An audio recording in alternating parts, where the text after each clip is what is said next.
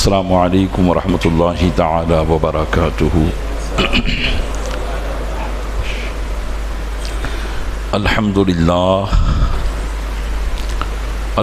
للہ نحمده ونستعینه ونستغفره ونؤمن به ونتوکل علیہ ونعوذ باللہ من شرور انفسنا ومن سیئات اعمالنا من يهده اللہ فلا مضل له ومن يضلله فلا هادي له ونشهد أن لا إله إلا الله وحده لا شريك له ونشهد أن سيدنا ومولانا محمدا عبده ورسوله أما بعد فأعوذ بالله من الشيطان الرجيم بسم الله الرحمن الرحيم ولله ميراث السماوات والأرض آمنت بالله صدق الله مولانا العظيم وبلغنا رسوله النبي الأمين المكين الكريم ونحن على ذلك من الشاهدين والشاكرين والحمد للہ رب العالمین۔ آئیے سب سے پہلے ہم اور آپ آقا نامدار مدینے کے تاجدار دونوں عالم کے مالک و مختار نائب پروردگار گلشن ہستی کی اولین فصل بہار کے دربار گوہر بار میں درود پاک کا قیمتی ہار پیش کریں۔ اللہم صلی علی سیدنا شفیعنا نبینا مولانا محمد معدن الجود والکرم وعلیہ وبارک وسلم۔ عقیدت و محبت کے ساتھ ایک مرتبہ اور پڑھیں۔ اللہم صلی علی سیدنا شفیعنا نبینا مولانا محمد معدن الجود والکرم وعلیہ وبارک وسلم۔ گنبد خضراء کے تصور کے ساتھ ایک مرتبہ اور پڑھ دیں۔ اللہم صلی علی سیدنا شفیعنا نبینا مولانا محمد معدن الجود والکرم منبع العلم والحلم والحکم وعلیہ واصحابہ وبارک وسلم صلاۃ وسلاما سرمدا دائما ابدا علیک یا رسول اللہ۔ خطبہ مسنونہ کے بعد قرآن مقدس کی آیت کا ایک حصہ تلاوت کرنے کا شرف حاصل کیا ہے۔ اللہ تبارک و تعالی ارشاد فرماتا ہے، آسمان و زمین کی میراث اللہ ہی کی ہے۔ یقیناً ساری کائنات کا مالک حقیقی اور ساری کائنات کا پیدا کرنے والا رب تبارک و تعالی ہی ہے۔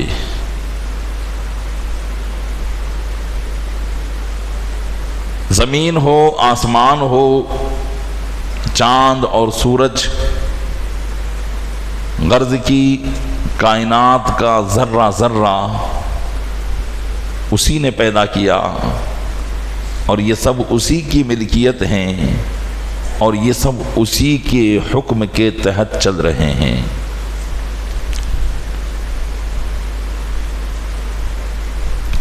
لیکن عارضی طور پر اللہ تبارک و تعالیٰ نے زمین کی کچھ چیزوں کا مالک اپنے بندوں کو بنا دیا۔ اسی وجہ سے ہم کہتے ہیں کہ فلاں چیز میری ہے، فلاں زمین میری ہے، فلاں مکان میرا ہے، فلاں زمین و جائیداد میری ہے، یا بادشاہ کہا کرتے تھے کہ فلاں ملک میرا ہے۔ تو یہ سب ٹیمپریری اور عارضی طور پر اللہ تبارک و تعالیٰ نے ان کی طرف ملکیت کو منسوب کیا۔ اس لیے ایک مسلمان کو اللہ کی ساری کائنات سے محبت کرنی چاہیے، اس کی ہر نعمت کی قدر کرنی چاہیے، کیونکہ دنیا اسی کی ہے۔ ایسا نہیں کہ جو چیز میری ہے میں اس کی تو قدر کروں اور جو چیز میری نہیں ہے میں اس کی قدر نہ کروں۔ اسی لیے اسلام نے بہت سے اصول اور قانون بنائے جس کی وجہ سے ایک مسلمان پر اللہ تبارک و تعالیٰ کی ملکیت کو کیسے استعمال کرنا ہے اسے بیان کر دیا جاتا ہے، اور ایک مسلمان یہ جانتا ہے کہ مجھے کیسے اپنے رب کی ان نعمتوں سے فائدہ اٹھانا ہے اور ان کا استعمال کیسے کرنا ہے۔ تو یوں تو ساری کائنات رب کی ہے، اور ایک مسلمان یہی تصور کرتا ہے کہ جب میرے رب کی یہ ساری ملکیت ہے تو مجھے اس کی ساری ملکیت سے محبت ہے۔ لیکن انسان کی محبت کا دار و مدار اور اس کی محبت کا محور یہ ہوتا ہے کہ وہ اپنی آس پاس کی چیزوں سے ہی محبت کرتا ہے، یا جہاں وہ رہتا ہے اسی سے محبت کرتا ہے۔ یہ اس کی محبت کا ایک معاملہ ہے، اس لیے کہ انسان کو محبت انسیت سے ہوتی ہے، اور انسیت لگاؤ سے پیدا ہوتا ہے، تو جس کا جس چیز سے لگاؤ ہوتا ہے وہ اس سے محبت کرتا ہے، اور جب یہی لگاؤ دینی ہو، یہی تعلق دینی ہو، اور یہی تعلق شریعت مطہرہ کے مطابق ہو، تو اس لگاؤ کی وجہ سے جو محبت پیدا ہوتی ہے یہی محبت اللہ کے لیے کہلاتی ہے، اور یہی محبت اللہ کے محبوب کے لیے کہلاتی ہے۔ تو انسان بہت سی چیزوں سے محبت کرتا ہے، انسان کی انسان سے محبت یہ تو ایک فطری چیز ہے کہ بسا اوقات انسان جانوروں سے بھی محبت کرتا ہے، تو ایک انسان کا دوسرے انسان سے محبت کرنا یہ تو ظاہر سی بات ہے کہ یہ انسان کی فطرت ہے، ایک انسان کا دوسرے انسان سے لگاؤ، لیکن جب اس سے تعلقات ہو جائے تو یہ محبت میں تبدیل ہو جاتا ہے، اور پھر زیادہ تعلقات ہو تو محبت میں اضافہ بھی ہوتا ہے۔ اسی طریقے سے انسان اپنے مکان سے بھی محبت کرتا ہے، اپنی دکان، اپنے کاروبار، اپنے روزگار سے بھی محبت کرتا ہے۔ اسی طریقے سے انسان اپنے شہر سے، اپنے وطن سے اور اپنے ملک سے بھی محبت کرتا ہے، اور اس محبت کا سبب انسانی فطرت ہے کہ اللہ تبارک و تعالیٰ نے انسان کو محبت کرنے کا ایک طریقہ اور ایک جذبہ دیا ہے، انسان کی فطرت میں محبت کو داخل کیا گیا ہے، اسی لیے وہ جہاں رہتا ہے اس جگہ سے اسے محبت ہو جاتی ہے، جس مکان میں رہتا ہے اس مکان سے محبت ہو جاتی ہے، جس گاڑی کو وہ استعمال کرتا ہے اس گاڑی سے اس کو محبت ہو جاتی ہے، کیونکہ انسان کی سرشت میں یہ چیز داخل ہے۔ تو ہر اس چیز سے انسان محبت کرتا ہے اور اس کا برملا اظہار بھی کرتا ہے کہ میری اس سے محبت ہے۔ اب آئیں ہم دیکھیں کہ ایک مسلمان کا اپنے وطن سے محبت کرنا، ایک مسلمان کا اپنے ملک سے محبت کرنا اسلامی اعتبار سے کس درجے میں ہے اور کس مقام پر ہے، ویسے عموماً جب اس طریقے کے تہوار آتے ہیں جس میں ملک کی آزادی یا ملک کی فلاح و بہبودی کے معاملات اس میں ہوئے، کامیابی کے معاملات اس میں ہوئے، تو عموماً سیاسی مسلمان ملک سے محبت کرنے پر ایک حدیث اپنے بھاشنوں میں اور اپنے پروگراموں میں سناتے ہوئے نظر آتے ہیں، حب الوطن من الایمان، کہ وطن کی محبت ایمان کا حصہ ہے۔ آپ نے یہ سنا بھی ہوگا، پڑھا بھی ہوگا، اور اس کو منسوب کیا جاتا ہے نبی کریم صلی اللہ علیہ وسلم کی طرف۔ ایک اصول یاد رکھیے، ایک قاعدہ یاد رکھیے، نبی کریم صلی اللہ علیہ وسلم کی طرف اسی قول یا فعل کو منسوب کیا جا سکتا ہے جس کا ذکر قرآن اور حدیث میں ہو، کہ اللہ کے محبوب نے فرمایا یا اللہ کے محبوب نے کیا۔ اسلامی نظریے سے، اسلامی قاعدے اور قانون سے ہر بات کو ہم حدیث نہیں کہہ سکتے ہیں، ہر بات کو ہم رسول اللہ کا فرمان نہیں کہہ سکتے ہیں۔ اللہ کے محبوب صلی اللہ علیہ وسلم نے ارشاد فرمایا کہ جس نے کسی بات کو میری طرف منسوب کیا جبکہ وہ میرا کہا ہوا نہیں ہے تو اس نے مجھ پر جھوٹ باندھا، جھوٹا الزام لگایا، اور فرمایا کہ جو مجھ پر جھوٹا الزام لگائے تو وہ اپنا ٹھکانہ جہنم میں بنا لے۔ تو اس سے پتہ چلا کہ حدیث کسی بات کو کہنے میں ایک مسلمان کو کتنی احتیاط کی ضرورت ہے۔ اسی لیے محدثین نے احادیث کی چھان بین کے لیے سینکڑوں میل کے سفر کیے ہیں، اور تقریباً نبی کریم صلی اللہ علیہ وسلم کے بعد 400-500 سال تک اس علم پر کام ہوا، تب جا کر آج کتابوں کی شکل میں ہمیں احادیث مبارکہ ملتی ہے جس کو ہم یقین کے ساتھ کہہ سکتے ہیں کہ ہاں یہ فرمان رسول اکرم صلی اللہ علیہ وسلم کا فرمان ہے۔ لہذا اب یہ بات جو کہا گیا کہ حب الوطن من الایمان، وطن کی محبت ایمان سے ہے، یہ کوئی حدیث نہیں ہے، یہ کوئی حدیث نہیں ہے، اس کو رسول اللہ صلی اللہ علیہ وسلم کی طرف منسوب کرنا غلط ہے۔ لیکن ضروری نہیں ہے کہ وطن کی محبت کرنے کے لیے آپ اسی قسم کا کوئی لفظ حدیث میں تلاش کرے تبھی وطن سے محبت کرے، بلکہ وطن سے محبت کرنا، جہاں انسان رہتا ہو اس جگہ سے محبت کرنا، البتہ یہ احادیث مبارکہ سے ثابت ہے۔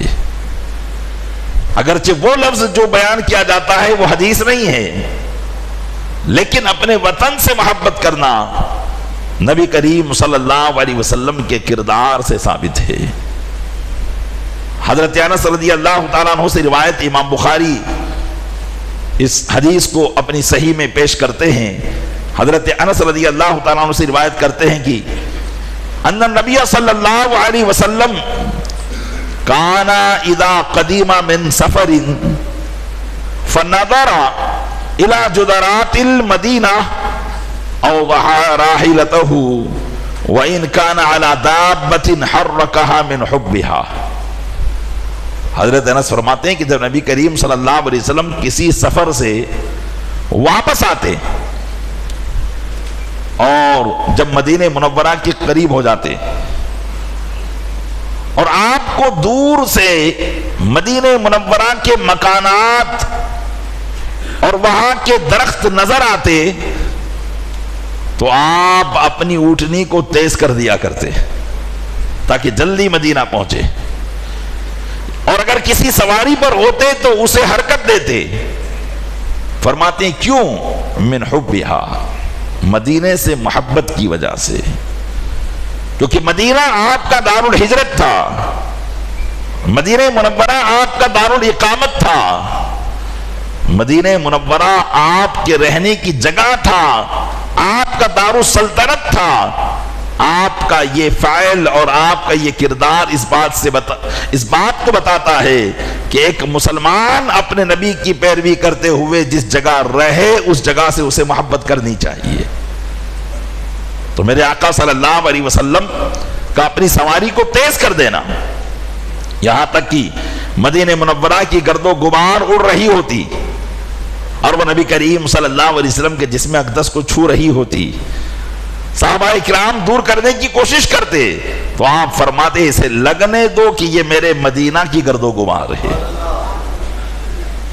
تو یہ وطن سے محبت، وطن کی گرد و غبار سے محبت، حدیث پاک سے یہ بات ضرور ثابت ہوتی ہے۔ اور یقیناً ایک مسلمان کو اپنے وطن سے محبت کرنا ہوتی ہے۔ ایک مسلمان کا اپنے وطن سے محبت کرنا یہ اس کا اسلامی شعار ہے۔ ایک مسلمان جس مقام پر رہے وہاں سے وہ غداری رکھے، یہ اس کا اسلامی طریقہ نہیں ہے۔ اس کا مذہب، اس کا اسلام اسے یہ نہیں سکھاتا ہے کہ تم جہاں رہو اس سے عداوت کرو یا اس کی ناکامی کے اسباب پیدا کرو یا اس کی تباہی و بربادی کے اسباب پیدا کرو۔ ایک مذہب اسلام کا ماننے والے کی یہ سوچ نہیں ہوتی، اور نہ ہی مذہب اسلام اس کو یہ سکھاتا ہے، بلکہ مذہب اسلام اسے کیا سکھاتا ہے یہ آپ نے سماعت کیا کہ مذہب اسلام سکھاتا ہے اس کو اپنے وطن سے محبت کرنا۔ اب آئیں، ہمارا وطن، ہم میں سے اکثر کا وطن کیا ہے؟ ہندوستان ہے۔ ہاں، اگر کوئی قدیم الاسلام ہے تو ہو سکتا ہے کہ ان کے آباء و اجداد دور دراز سے سفر کر کے ہندوستان میں اقامت پذیر ہوئے ہوں، رہے ہوں، لیکن عموماً ہندوستانیوں کی اصل یہی پائی جاتی ہے کہ ان کے آباء و اجداد برسہ برس سے یہیں کے رہنے والے ہیں۔ سادات کرام کو چھوڑ دیجئے، ان کے آباء و اجداد مدینہ منورہ سے آئے، ہندوستان میں آقا علیہ السلام کی برکتوں کو لے کر آئے۔ اسی طریقے سے بہت سے لوگ وہ ہیں جن کے خاندان، لیکن جب وہ ہندوستان میں آ گئے اور انہوں نے ہندوستان کو اپنا وطن بنا لیا تو یہی ان کا وطن بن گیا اور یہی ان سے محبت کا سبب بن گیا۔ اب رہی بات یہ کہ ہم میں سے الحمدللہ اکثر ہندوستانی ہیں۔ اب ایک ہندوستانی ہونے کے ناطے کیا یہ ہمارا وطن ہے یا کسی اور کا وطن ہے؟ اگر یقیناً تاریخ کا مطالعہ کیا جائے اور تاریخ کے چہرے پر سیاہی نہ ملی جائے اور اس کے چہرے کو بگاڑا نہ جائے تو تاریخ سے یہ بات ثابت ہوتی ہے کہ ہندوستان ہمیشہ سے مسلمانوں کا ہی وطن رہا ہے، مسلمانوں کا ہی مسکن رہا ہے، یہی ٹھکانہ رہا ہے۔ حضرات صحابہ کرام علیہم الرضوان جب مدینہ منورہ میں نبی کریم صلی اللہ علیہ وسلم تشریف فرما تھے، اس وقت بھی تجارت کی غرض سے صحابہ اور تابعین ہندوستان میں تشریف لائے، بلکہ اس سے ہزاروں سال پہلے ہندوستان جو کہ قدیم ہندوستان تھا، آج جو ہندوستان ہے وہ ٹکڑے ٹکڑے ہو چکا ہے، اس وقت کے ہندوستان میں قریبی ملک پاکستان، بنگلہ دیش، سری لنکا وغیرہ یہ سب شامل تھے۔ وہ قدیم ہندوستان جس کو کہا جاتا ہے غیر منقسم ہندوستان، تقسیم سے پہلے والا ہندوستان، تو یہی پورا ہندوستان جس کو حدیث مبارکہ میں ہند کے نام سے یاد کیا گیا، اس قدیم ہندوستان میں دنیا کے اندر انسانیت کا کوئی دین آیا ہے تو وہ سب سے پہلے اسلام آیا ہے،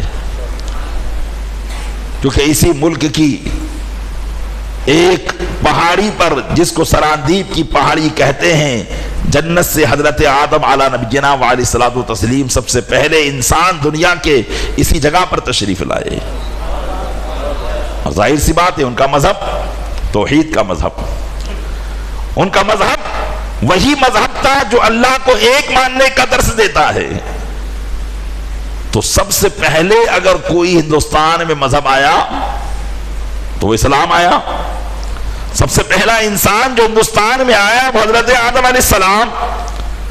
اور پھر دوسری بات یہ کہ حضرت آدم علی نبینا وعلیہ الصلوۃ والتسلیم کی پیشانی میں نور محمد صلی اللہ علیہ وسلم اگر روئے زمین پر سب سے پہلے آیا ہے تو وہ ہندوستان میں آیا ہے، کیونکہ اللہ تبارک و تعالیٰ نے حضرت آدم علیہ السلام کی پیشانی میں نور محمد کو جگمگا دیا تھا۔ اسی وجہ سے تو آپ کو مسجود ملائکہ بنایا گیا تھا۔ مفسرین نے لکھا ہے کہ حضرت آدم کی طرف سجدہ کرنے کا حکم اسی لیے دیا گیا تھا کہ حضرت آدم کی پیشانی میں اللہ نے نور محمد کو منتقل کر دیا تھا، اور پھر وہ نور محمد آپ سے منتقل ہوتا ہوتا حضرت عبداللہ تک پہنچا، اور پھر نبی کریم صلی اللہ علیہ وسلم کے وجود میں اس خارجی دنیا میں تشریف لایا۔ تو سب سے پہلے روئے زمین پر نور محمدی صلی اللہ علیہ وسلم اگر تشریف لایا ہے تو حضرت آدم علی نبینا وعلیہ الصلوۃ والتسلیم کے توسط سے ہندوستان میں آیا ہے۔ حضرت حسان الہند سید مولانا غلام علی آزاد اپنی کتاب میں لکھتے ہیں کہ حضرت آدم علی نبینا وعلیہ الصلوۃ والتسلیم کی برکتوں سے ہندوستان میں جواہرات اور کانوں کا جو وجود ہے کہ قسم قسم کے خزانے یہاں کی زمین اگلتی ہے، یہ حضرت آدم علیہ السلام کی تشریف آوری کی برکت ہے۔ حضرت مولا کائنات علی مرتضیٰ رضی اللہ تعالیٰ عنہ بیان کرتے ہیں کہ ہندوستان کے اندر بہت سے ایسے درخت پائے جاتے ہیں جن کے پتوں میں خوشبوئیں پیدا ہوتی ہیں، جن کے پتوں سے خوشبوئیں نکلتی ہے۔ ہندوستان کی سرزمین ہری بھری ہوتی ہے، عود اور قرنفل جیسے یہاں پیدا ہوتے ہیں جن کے اندر خوشبوئیں ہوتی ہیں۔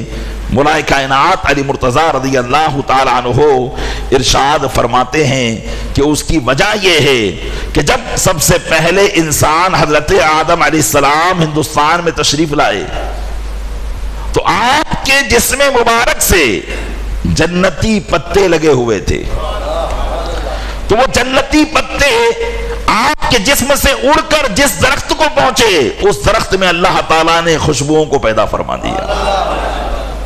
تو آپ دیکھیں کہ ہمارا تعلق، اسلام کا تعلق ہندوستان سے کوئی مغلیہ سلطنت آنے کے بعد سے نہیں ہے، بلکہ جب سے انسانیت کا وجود کائنات میں ہوا ہے، دنیا میں ہوا ہے، اس وقت سے مسلمانوں کا رشتہ ہندوستان سے قائم ہے۔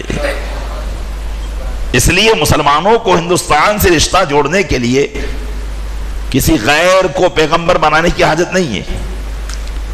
بعض لوگ ہیں نا برادر وطن کو خوش کرنے کے لیے اپنی اسلامی تاریخ کو موڑ دیتے ہیں کہ بھئی فلاں جو دیوتا تھا وہ پیغمبر تھا، یا وہ فلاں جو تھا وہ پیغمبر تھا۔ تو ہمیں اسلامی تاریخ کو موڑنے کی ضرورت نہیں ہے، جبکہ کسی کو پیغمبر ماننے کے لیے قرآن یا حدیث سے ثبوت ضروری ہے۔ محض کسی قیاس آرائی سے یا کسی کے کام کو دیکھ کر اس کو نبی نہیں شمار کیا جا سکتا ہے۔ کسی بھی نبی کو ماننے کے لیے قرآن یا حدیث سے اس کا ثبوت چاہیے۔ ہم حضرت موسیٰ علیہ السلام کو نبی کیوں مانتے ہیں جبکہ وہ یہودیوں کے پیغمبر ہیں؟ حضرت عیسیٰ علیہ السلام کو نبی کیوں مانتے ہیں جبکہ وہ عیسائیوں کے پیغمبر ہیں؟ ہم انہیں نبی اس لیے مانتے ہیں کیونکہ ہمارے قرآن نے ان کو نبی کہا ہے۔ اسی طریقے سے وہ انبیاء کرام جن کا ذکر قرآن اور حدیث میں ہے ہم انہی کو پیغمبر مانیں گے، ہم انہی کو نبی مانیں گے۔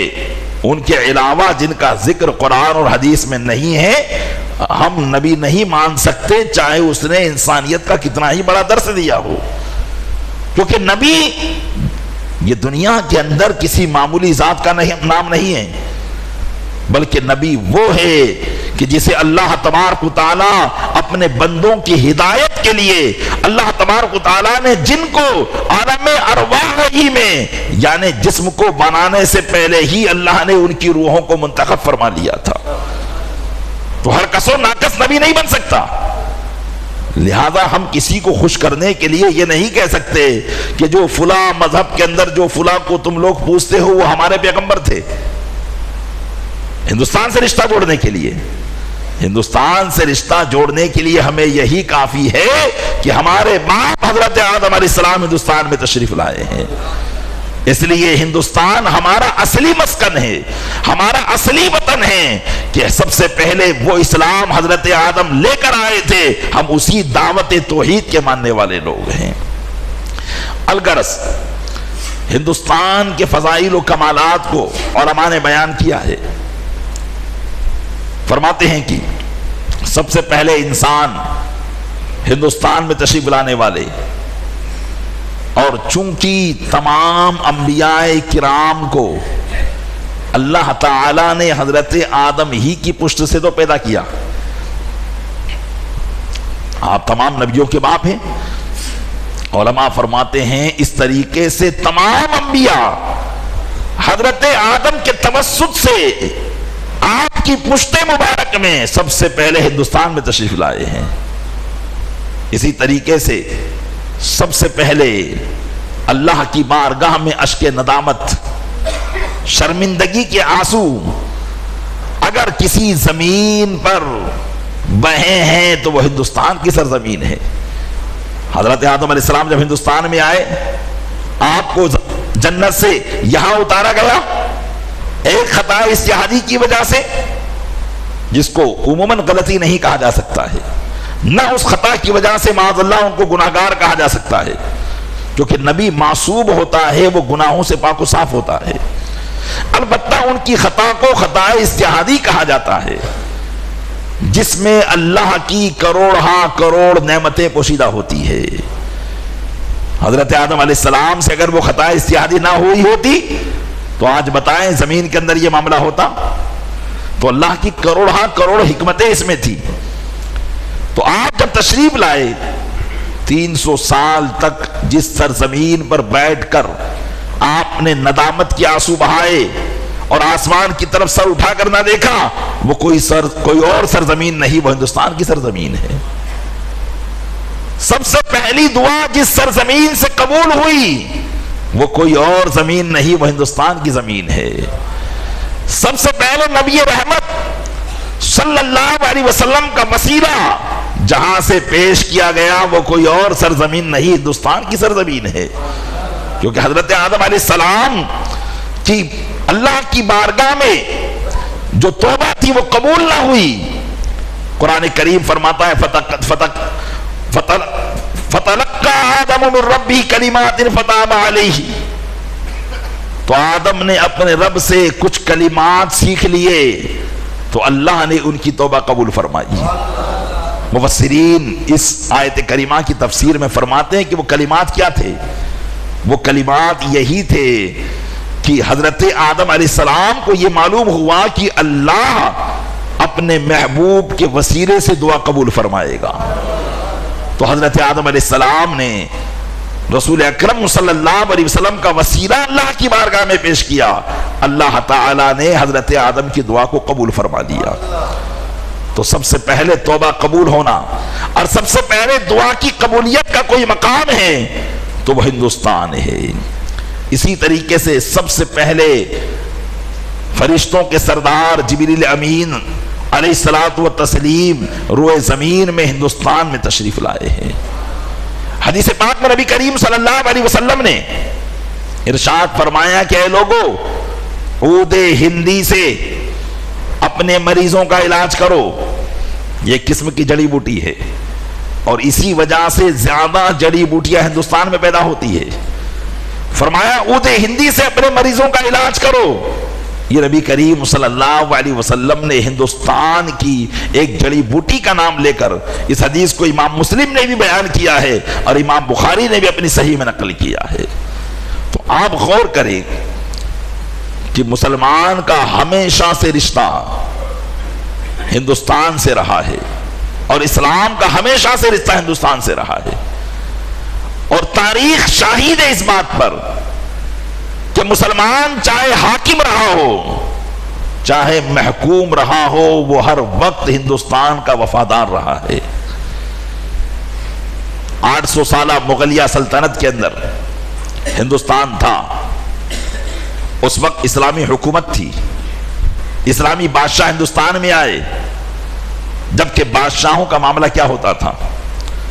بادشاہ کسی ملک پر اگر حملہ آور ہوتے تھے تو ان کا مقصد یہ ہوتا تھا کہ اس ملک کی ترقیوں کو ختم کر دیا جائے، اس کے زر و جواہرات کو لوٹ لیا جائے اور اس کے لوگوں کو اپنا محکوم بنا لیا جائے، اپنا غلام بنا لیا جائے۔ لیکن 800 سالہ اسلامی ہندوستانی تاریخ یہ بتاتی ہے کہ جب اسلامی بادشاہ ہندوستان میں آئے تو انہوں نے یہاں کی رعایا کو اپنا غلام نہیں بنایا، بلکہ یہاں کی رعایا میں انصاف کو پیدا کیا اور اپنے سرکاری محکمات میں ان کو بڑی بڑی پوسٹیں دی، اور نہ صرف یہ کہ ہندوستان کو استعمال کیا بلکہ ہندوستان کو ایسی یادگاریں عمارتیں بنا کر دی کہ ہندوستان سوڑے کی چڑیا کہلانے لگا۔ آپ دیکھیں یہ کہ ہندوستان کی ایک مسلمان سے وفاداری کا ثبوت ہے۔ آج ہماری تاریخ مسخ کی جا رہی ہے۔ آج آپ دیکھیں کہ ہندوستان میں جو عجائب جن کو شمار کیا جاتا ہے، یہ عجائب کس کی دین ہے؟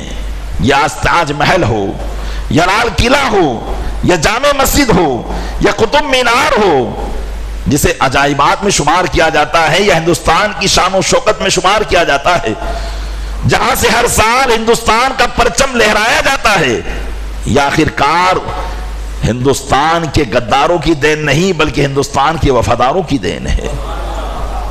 اگر مسلمان ہندوستان کے غدار ہوتے 800 سال حکومت میں وہ ہندوستان کو تہس نہس کر کے یہاں سے چلے گئے ہوتے، جیسے انگریز سامراج کر کے چلے گئے، آئے چند سالوں تک 100-150 سال حکومت کی، لیکن 100-150 سال میں ہندوستان کو تباہ و برباد کر کے چلے گئے۔ آج لوگ ان کی ترقیوں کو یاد کرتے ہیں کہ ٹرین کی لائنیں انہوں نے بچھائی، یہ یاد کرتے ہیں کہ فلاں محکمے انہوں نے قائم کیے، لیکن یہ نہیں کہا جاتا ہے کہ ہندوستان جو سونے کی چڑیا کہلاتا تھا اسے بنجر بنا کر چلے گئے، جو ہیرے جواہرات محلوں کے اندر رکھے ہوئے تھے اسے لوٹ کر چلے گئے۔ لیکن یہاں لوٹنے کی باری آتی ہے تو مسلمانوں کی طرف الزام لگایا جاتا ہے۔ آخرکار یہ کچھ تو ہے جس کی پردہ داری ہے۔ پیارے اسلامی بھائیو، یقیناً ہم ہندوستان میں رہتے ہیں، ہمیں اپنی ہندوستانی تاریخ سے وابستہ ہونا بہت ضروری ہے۔ ہماری تاریخوں کو مسخ کیا جا رہا ہے۔ مغلیہ سلطنت کے دور میں انہوں نے جو ترقی کے کام کیے وہ بالکل ظاہر و باہر ہے، کسی کو بتانے کی ضرورت نہیں ہے، لیکن کچھ مسلمان حکمرانوں کی شریعت مطہرہ کو چھوڑ کر دنیا داری میں پڑ کر ظلم و ستم کی آندھیاں جب چلی تو اللہ تبارک و تعالیٰ کی زمین ہے، اللہ تعالیٰ جسے چاہے اسے حاکم مسلط کر دیتا ہے۔ انگریزوں کا دور آیا، اس وقت ہندوستان میں اسلامی حکومتیں تھی، انگریزوں نے ہندوستان کو چھینا تو مسلمانوں سے چھینا، لیکن اس ہندوستان میں جس میں انگریز ایک تاجر بن کر آیا تھا اور پوری زمین کو خرید کر پورے ہندوستان کا وہ مالک بن بیٹھا، اور پھر بجائے اس کے کہ یہاں کے رہنے والوں میں انصاف قائم کیا جاتا، غلام بنایا جانے لگا، ان کے مذہبوں سے کھلواڑ کیا جانے لگا، تو ہندوستان کے اندر ہندوستان کے رہنے والوں میں سب سے پہلے ان انگریزوں کی ظلم و ستم کی داستان کو روکنے کے لیے اگر کوئی تلوار اٹھی تھی تو وہ شہر میسور ٹیپو سلطان کی تلوار تھی۔ ہندوستان کے راجے رجواڑے انگریزوں کے ہاتھوں بک چکے تھے، تاریخ اٹھا کر دیکھ لیجئے، بہت سے وہ تھے جو انگریزوں کی چاپلوسی کیا کرتے تھے، انگریزوں نے ان سے یہ کہہ کر مغلیہ سلطنت کا ساتھ چھڑوا دیا تھا کہ اگر تم ہمارے ماتحت رہو تو ہم تمہاری حکومتوں کو قائم رکھیں گے. یہ وہ راجے رجواڑے انگریزوں سے مل چکے تھے، لیکن اس وقت اہل اسلام نے ہندوستان کی آبیاری کی، اس وقت ہندوستان کو بچایا. یہاں تک کہ جب ٹیپو سلطان 4 مئی 1799 عیسوی میں ان کو شہید کر دیا گیا، کیونکہ انگریز حکومت کو قائم کرنے میں سب سے بڑی رکاوٹ تھی وہ ٹیپو سلطان کی تھی. تو جب 4 مئی 1799 میں انہیں شہید کیا گیا، انگریزوں کا یہ نعرہ تھا کہ آج سے سارا ہندوستان ہمارا ہو گیا ہے. گویا کہ وہ اس بات کو بتا رہے تھے کہ یہ ہار صرف ٹیپو سلطان کی نہیں ہے بلکہ پورے ہندوستان کی ہار ہے.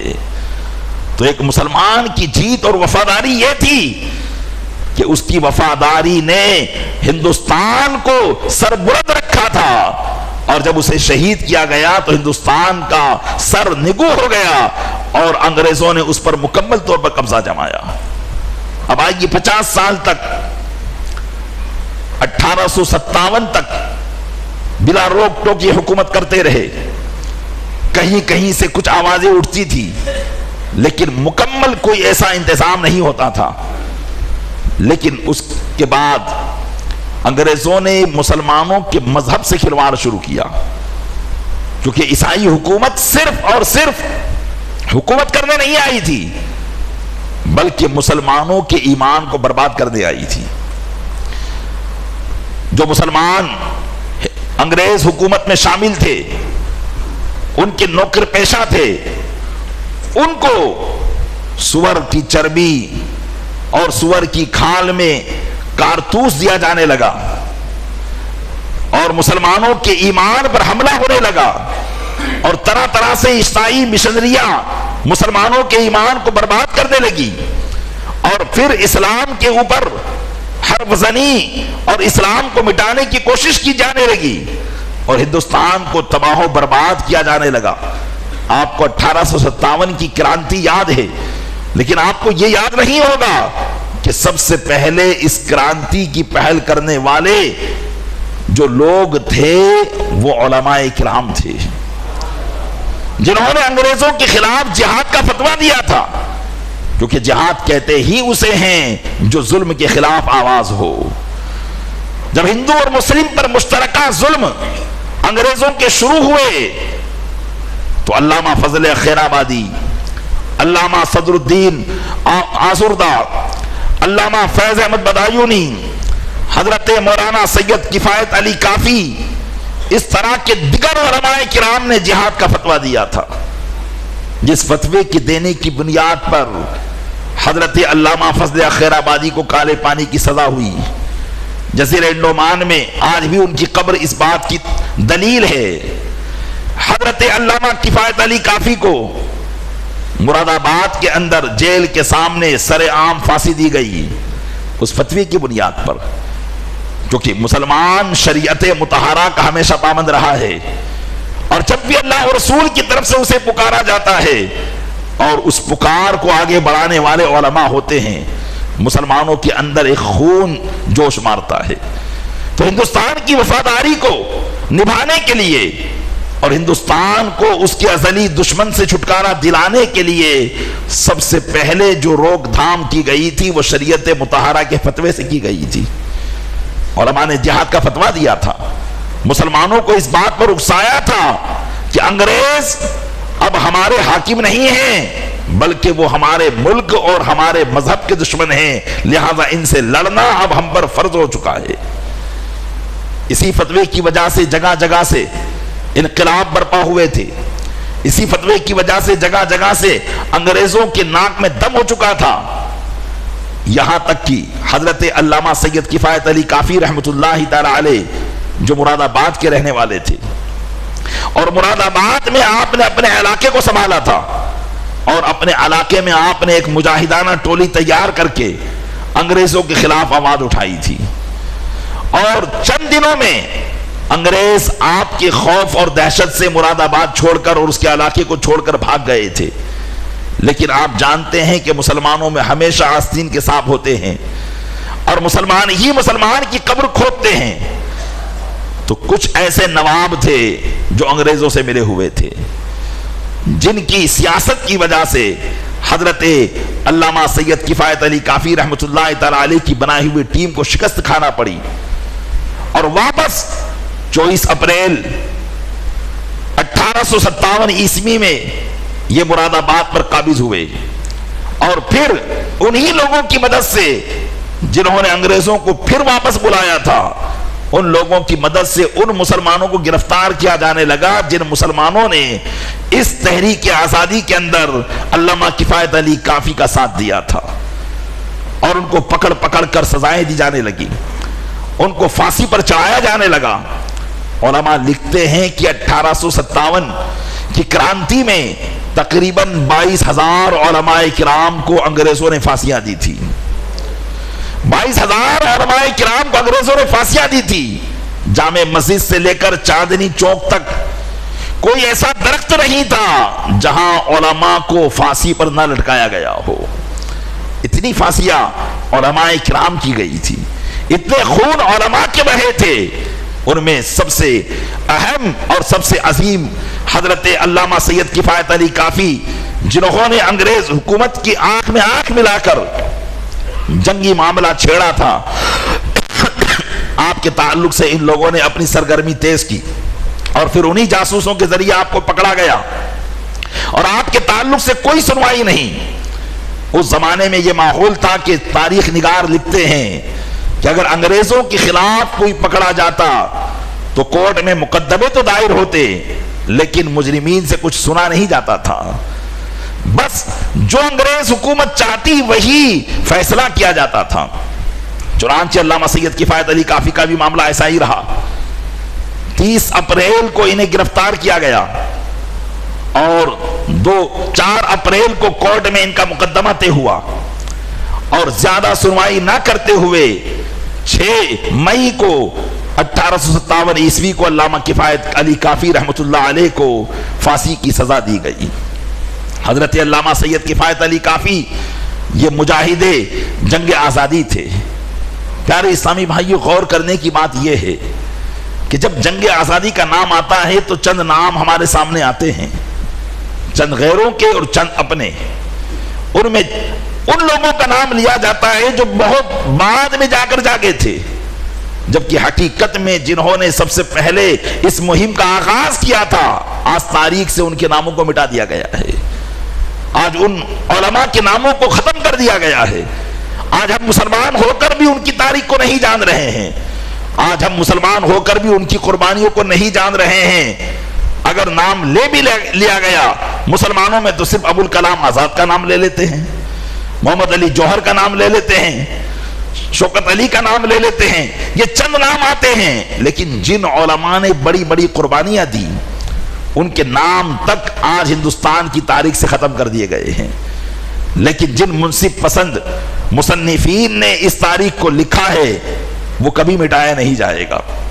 لیکن بات یہ ہے کہ ہم نے اسکول پڑھا، ہم نے اپنی تعلیم حاصل کی، تو ایک ہندوستانی ہونے کے ناطے کیا ہمارا یہ فرض نہیں بنتا تھا کہ کیا ہندوستان جب مسلمانوں کے ہاتھ سے لیا گیا تھا تو کیا مسلمانوں نے کوئی کوشش ہی نہیں کی؟ مسلمان کے ہاتھ پر ہاتھ دھر کے بیٹھ گئے تھے، کبھی اس کے پیچھے اور کبھی اس کے پیچھے تھے؟ ایسا نہیں تھا، بلکہ بحمدہ تعالی مسلمانوں نے ہر مہم میں سر کیا ہے اور آگے بڑھ کر حصہ لیا ہے. لیکن یہ اور بات ہے کہ ان کی قربانیوں کو مٹا دینے کی کوشش کی گئی ہے. اس لیے اپنی اولاد کو یہ سکھائیے کہ ہمارا ہندوستان سے کیا تعلق ہے. ہم 2 نمبر کے شہری نہیں ہیں، ہم ایک ہی نمبر کے شہری ہیں. جتنا حق غیر کا ہے اتنا حق ہمارا بھی ہے. ہمیں کوئی 2 نمبر کا نہیں کہہ سکتا ہے. ہمارا تعلق ہندوستان سے، ایسا کہ میں نے بتایا، ایک انسانیت کے ناطے حضرت آدم علیہ السلام سے لے کر آج تک ہے. اور جب تک ہندوستان کو جب کسی بات کی ضرورت پڑی ہے ایک مسلمان اپنی وفاداری کا ثبوت دیتا ہوا نظر آ رہا ہے. آج بھی مسلمان ہندوستان کا وفادار ہے. آج مسلمان ہندوستان کی سپورٹ میں بات کرتا ہے، ہر وہ بات کرتا ہے جس سے ہندوستان کو فائدہ ہو. مذہبوں کی لڑائی میں کسی بھی ملک کا فائدہ نہیں ہو سکتا ہے، آپس میں انسانوں کو لڑا کر کسی بھی ملک کا فائدہ نہیں ہو سکتا ہے۔ ایسے ملک تباہ و برباد ہو جاتے ہیں، ایسے ملک کی تعلیموں کو چھین لیا جاتا ہے، اور ایسے ملک کے نوجوان بالکل نہتے اور کمزور ہو جایا کرتے ہیں۔ اور اسلام ہمیشہ اپنے ماننے والوں کو یہی بتاتا ہوا آیا ہے کہ تمہیں بے کام ہو کر نہیں بیٹھنا ہے، تم اگر سرزمین پر رہتے ہو تو اپنا نام اور نشان پیدا کرنا ہے، اپنی آواز کو بلند کرنا ہے، اور اپنی آواز کو دوسری آواز سے ملا کر اپنی طاقت کو بنانا ہے۔ حضرت علامہ سید کفایت علی کافی رحمۃ اللہ علیہ دانت پر چڑھ گئے اور پھانسی کے پھندے پر لٹک گئے، لیکن کبھی بھی آپ نے انگریزوں کے سامنے اپنے سر کو نہیں جھکایا، بلکہ بیان کرتے ہیں سیرت نگار کہ حضرت علامہ کفایت علی کافی رحمۃ اللہ علیہ کو جب پھانسی پر چڑھانے کے لیے لے جایا جا رہا تھا، اس وقت آپ اپنا ہی لکھا ہوا ایک کلام اپنی زبان سے پڑھ رہے تھے۔ علماء نے اس کلام کو نقل کیا، آپ پڑھ رہے تھے کہ کوئی گل باقی رہے گا، نئے چمن رہ جائے گا، پر رسول اللہ کا دین حسن رہ جائے گا۔ ہم سفیر و باغ میں ہے، کوئی دم کا چہچہا، بلبلیں اڑ جائیں گی، سونا چمن رہ جائے گا۔ اطلسو کا مخاب کی پوشاک پہ نازا نہ ہو، اس تنے بے جان پر خاکی کفن رہ جائے گا۔ نام شاہ جہاں نام شاہانے جہاں مٹ جائیں گے، لیکن یہاں حشر تک نام و نشانے پنجتن رہ جائے گا۔ جو پڑے گا صاحب لولاک کے اوپر درود، آگ سے محفوظ اس کا تن بدن رہ جائے گا۔ اور آخر میں کہا سب فنا ہو جائیں گے کافی، سب فنا ہو جائیں گے کافی، ولیکن حشر تک نعت حضرت کا زبانوں پر سخن رہ جائے گا۔ تختے دار پر چڑھ گئے، جھول گئے، لیکن اپنے ایمان میں فرق نہ آنے دیا۔ ایک مسلمان کی یہی شان ہونی چاہیے، ایک مسلمان کا یہی معاملہ ہونا چاہیے کہ جہاں رہتا ہو اس سے بھی محبت کرے، اور اس کی محبت میں اپنے ایمان کو آنچ نہ آنے دے، ایمان کو بھی برقرار رکھے۔ آج بہت سے وہ لوگ ہیں جو ہندوستان کی محبت کا جھوٹا دعویٰ کرتے ہیں اور ایمان کو داؤ پر لگا دیتے ہیں۔ آج مسلمانوں کے نیتا ان کی یہی حرکتیں ہیں کہ اپنے ایمان کو داؤ پر لگا رہے ہیں۔ کس بات پر؟ صرف اس بات کا ثبوت پیش کرنے کے لیے کہ ہم سچے ہندوستانی ہیں۔ پیارے اسلامی بھائیوں، ہمیں سچا ہندوستانی ہونے کے لیے اپنے مذہب کو داؤ پر لگانے کی ضرورت نہیں ہے، بلکہ مذہب ہے تو ہمیں مذہب نے ہی سکھایا وفاداری ہے۔ اگر مذہب رہے گا تو ہی ہم وفادار بن کر رہیں گے، اور مذہب نہیں رہے گا تو پھر انسانیت ختم ہو جائے گی۔ اس لیے کہ ہمارا مذہب وہی ہے جو مذہب انسانیت ہے۔ انسانیت کو اسلام سے وہی تعلق ہے جو پیدائشی طور پر ہر انسان کا چند عادتوں سے تعلق رہتا ہے۔ اسلام انسانیت کی فطری عادتوں کو بیان کرتا ہے، اور وہی اسلام ہے۔ تو اپنے مذہب کو ٹھیس پہنچے ایسا کوئی کام نہیں کرنا چاہیے، اور نہ اپنے ملک کو ٹھیس پہنچے ایسا بھی کوئی کام مسلمان کو نہیں کرنا چاہیے۔ اللہ تعالیٰ اپنے محبوب صلی اللہ علیہ وسلم کے صدقے میں ہمیں اپنی تاریخ سے آگاہ ہونے کی توفیق عطا فرمائے، اور ہمیں بھی اپنے علماء کرام کی طرح قربانی دینے کی توفیق عطا فرمائے۔